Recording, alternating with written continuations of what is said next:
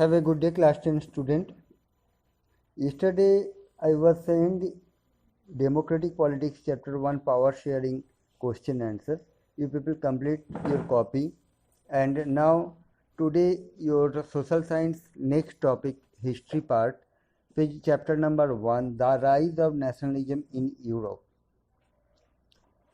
इस चैप्टर शुरू करने से पहले आप लोगों को ये बता देना चाह रहा हूँ कि क्लास 9 में आप लोग दो चैप्टर पढ़े थे।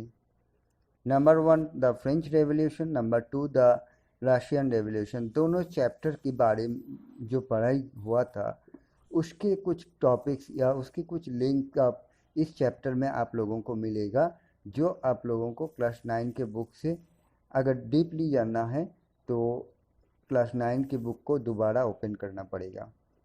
So clear? Now the chapter first the rise of nationalism in Europe.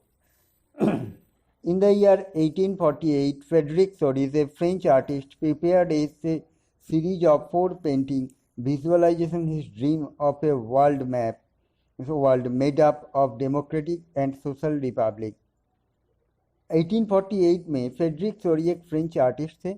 उन्होंने 4 पिक्चर ड्रॉ किए थे, 4 सीरीज में 4 पिक्चर ड्रॉ किए थे, जिसमें उन्होंने अपना सपना जो है उसको दर्शाया है एक पूरे दुनिया में किस तरीके से एक डेमोक्रेटिक कंट्री बिल्डअप होगा और कैसे सोशली रिपब्लिक के तौर पे सभी लोगों को जाना जाएगा।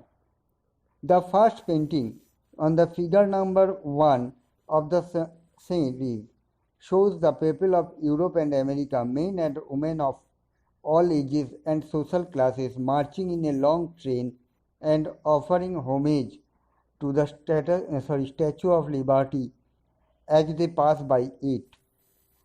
फर्स्ट पिक्चर फ्रेडरिक सोरीज का जो फिगर नंबर 1 है, जो आप लोग बुक में भी देख पा रहे हैं आपने, तो इसमें ये दर्शा रहा है फ्रेडरिक सोरी ने कि यूरोपियन कंटिनेंट के and American, Europe and America के दोनों जगह के लोग, मेंस वुमेन्स, सभी एज के, सभी उम्र के लोग एक ट्रेन के जैसा चेन लाइन बनाते हुए स्टैचू ऑफ लिबर्टी को क्रॉस कर रहा है। As you would recall, artist of the time of the French revolution professionalised liberty as a female figure. Here you can recognise the torch of enlightenment she bears in one hand and the charter of the rights of man in the other. तो इस picture में class 9 में आप लोग पढ़े थे, French revolution के time artist लोग एलेगरी के तौर पे या अपने देश को समझाने के लिए मादर या मदरलैंड के तौर पे यूज़ किया करते थे, या एक एलेगरीज या फिगर जो फीमेल फिगर के तौर पे दर्शाया गया था। यही यहाँ पर भी हम लोग पिक्चर में आप लोग देख पा रहे हैं कि स्टैचू ऑफ लिबर्टी जो शो कर रहा है ये एक फीमेल फिगर है, जिसके वन हैंड में एक हाथ में टॉर्च है, जो एनलाइटमेंट मीन्स अंधकार में डूबे हुए जो लोग, मीन्स अंधकार मीन्स एजुकेशन हो या अपने रिलीजियस को लेकर जो लड़ाई या इस तरीके का, अंधकार मतलब डार्कनेस या रात को बात नहीं किया जा रहा है। अंधकार मीन्स कि सोसाइटी में जो डार्कनेस था उससे उभर के वो लोग वापस आए लाइट के तरफ, अलग लाइट की दिशा में आए। और इसके साथ साथ सेकेंड हैंड में क्या है, एक चार्टर है जिसमें एक कागज़ का फोल्डिंग कागज़ है या एक कागज़ का बंडल है, जिसके मुताबिक ये दर्शा रहा है कि लोग इसमें एक कॉन्स्टिट्यूशन बना हुआ है जिसमें ईच एंड एवरी पीपल का राइट्स, अधिकार के बारे में लिखा हुआ है। On the earth, in the foreground of the image, lie the sacred remain, the symbol of evolution of institutions. मिट्टी के ऊपर देखो पिक्चर में जो दिखाई दे रहा है, पैरों के नीचे या पिक्चर के एकदम नीचे की तरफ देखा गया है तो बहुत सारे डिस्ट्रॉयड थिंग्स पड़े हुए हैं। ये डिस्ट्रॉयड थिंग्स, इसका मीनिंग से ये है, ये दर्शा रहा है कि इससे पहले प्रीवियस में जो मोनार्ची सिस्टम चल रहा था पूरे वर्ल्ड में इसका डिस्ट्रॉय करके इसका एब्यूल्यूट कर दिया गया। इन सोरीज यूटोपियन विजन्स, फ्रेडरिक सोरीज के यूटोपियन विजन मतलब जो यूटोपियन विजन्स का मीन है कि जो a vision of a society that is so ideal that is unlikely to actually exist.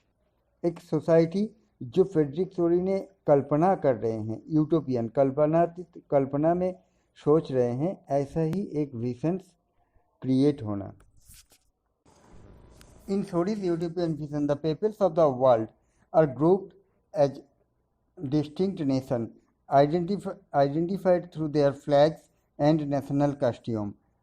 सोरीज ने अपने भावनाओं में, अपने कल्पना में उन्होंने ये दिखाया, दर्शाया है या पिक्चर में भी कि एक सारे कॉमन पीपल एकजुट होकर पृथ्वी के जितने भी पृथ्वी देश है वहाँ के कॉमन पीपल एकजुट होकर एक नेशन स्टेट बनाएंगे, मतलब एक डेमोक्रेटिक कंट्री या फ्रीडम कंट्री बनाएंगे, और जिसके आइडेंटिफिकेशन के तौर पे अलग अलग कंट्री के अलग अलग तरीके का फ्लैग रहेगा, और उस फ्लैग के साथ साथ उस देश का एक नेशनल कॉस्ट्यूम, एक नेशनल जातीय कपड़ा जो उस देश के लोगों को लोग पहन के उस देश का पहचान बनाएंगे, ऐसा ही उन्होंने सोचा था। Leading the procession way past the statue of liberty at the United States and Switzerland. Procession के जो फ्रंट में हैं दो कंट्री, एक है यूनाइटेड स्टेट एंड दूसरा है स्विट्जरलैंड, जो कि स्टैचू ऑफ लिबर्टी को क्रॉस कर चुके हैं, which by this time were already nation state। Means जो दो कंट्री उस टाइम नेशन स्टेट के तौर पे पूरे वर्ल्ड में जाना जाता था, यूनाइटेड स्टेट और स्विट्जरलैंड, ये दोनों कंट्री फ्रंट में या उस प्रोसेसन के फ्रंट में बिलोंग्स कर रहे थे, और वो लोग क्या किए न, स्टैचू ऑफ लिबर्टी को क्रॉस कर रहे हैं, क्रॉस कर चुके हैं।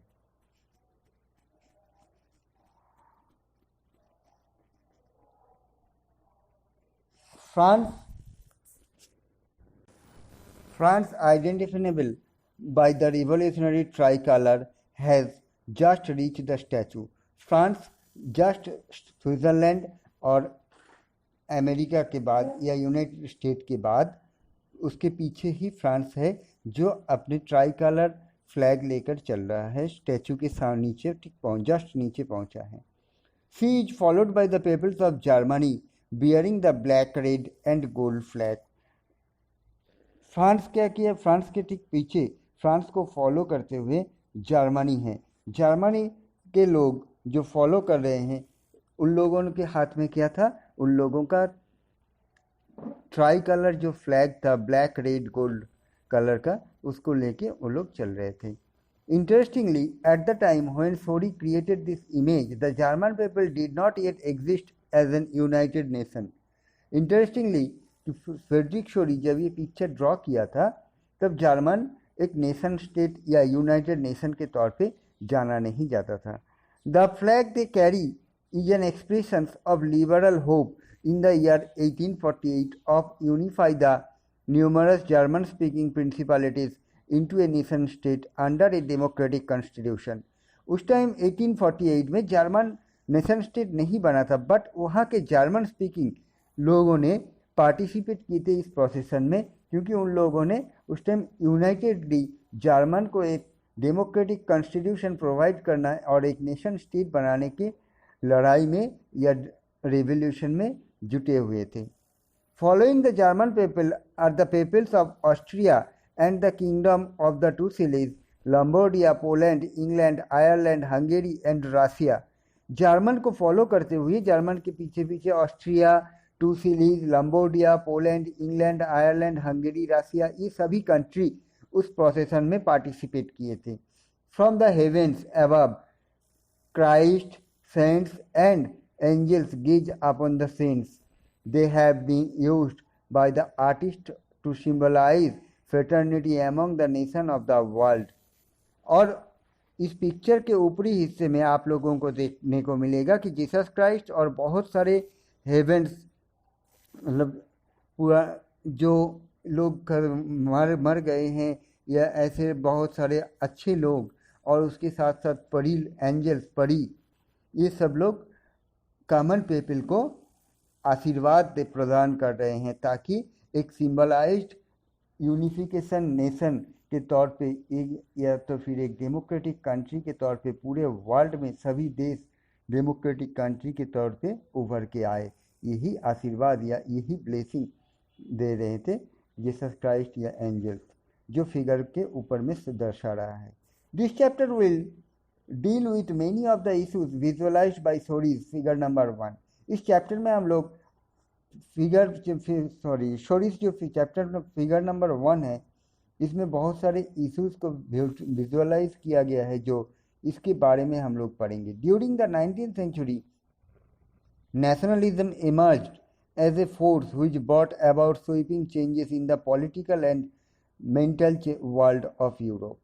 यूरोपियन कॉन्टिनेंट में 19th सेंचुरी में ये जो रेवोल्यूशन या ये जो चेंजेस आना शुरू हुआ, इस चेंजेस को क्लैरिफिकेशन करने के लिए स्वीपिंग के बारे में कहा गया है। मतलब ऐसा है जैसे हम लोग घर पे झाड़ू देकर गंदा कूड़ा निकालते हैं, तो लाइक दैट झाड़ू देकर, झाड़ू के साथ इस वर्ड को यूज़ किया गया है कि यूरोपियन कॉन्टिनेंट में जो मोनार्ची सिस्टम चल रहा था, इसको स्वीपिंग के जरिए, झाड़ू के जरिए उसको हटा के राजनीतिक और कॉमन पीपल के मेंटालिटी को चेंज करने पे उभर के आया। The end result of this changes was the emergence of the nation state in place of the multinational dynasty empires of Europe। और इसी के चलते हुए जो डायनेस्टी एम्पायर्स था पूरे यूरोप में, छोटे छोटे पार्ट में, उसको डिस्ट्रॉय करके सभी कंट्री अलग अलग नेशन स्टेट के तौर पे बिलोंग्स करेंगे पूरे यूरोप में। The concept and the practices of a modern state in which centralised power exercised sovereign control over a clearly defined territory had been developed over a long period of time in Europe। और इसी के चलते हुए modern state बनाने की परिकल्पना या planning जो किया गया है, और इस प्लानिंग को उभर के लाने के लिए एक पावर जरूरी है, एक सेंट्रल पावर जरूरी है। मीन्स एक गवर्नमेंट बनाना, डेमोक्रेटिक गवर्नमेंट बनाना बहुत ज़्यादा ज़रूरी है, जो पूरे कंट्री का डेवलप करने के काम करेंगे। But a nation state was one in which the majority of its citizen and not only its ruler came to develop sense of common identity and shared history or descent. But एक nation state का मतलब है कि जो लोग common people में से elected, common people में से जो पर्सन इलेक्टेड होगा, वही पर्सन पावर में आएंगे या कंट्री को रूल करेंगे। बट रूल करने का ये मतलब नहीं है कि पहले जैसे राजा लोग करते थे, इस तरीके से कॉमन पीपल का सभी कुछ डेवलपमेंट, उनका सेंस, उनका आइडेंटिटी, सब कुछ के बारे में काम करना होगा। This commonness did not exist from time immoral, it was forget through struggle, through the action of leader and the common people. ये जो थिंकिंग है, ये नेशन स्टेट बनाने का जो थिंकिंग है, ये इतना आसानी से सबको नहीं मिला था। इसके पीछे बहुत सारे स्ट्रगल, बहुत सारे एक्शन, बहुत सारे एंड कॉमन पीपल के बलिदान, ये सब कुछ छुपा हुआ है। This chapter will look at the diverse process through which nation state and nationalism came into being 19th century in Europe. इस चैप्टर में हम लोग इसी के बारे में पढ़ेंगे कि कैसे 19th सेंचुरी में नेशन स्टेट बिल्डअप हुआ, और इस बिल्डअप होने के लिए जो जो प्रोसेस अपनाया गया था, इसके बारे में हम लोग पढ़ेंगे। So that's it for today. If people read very carefully, have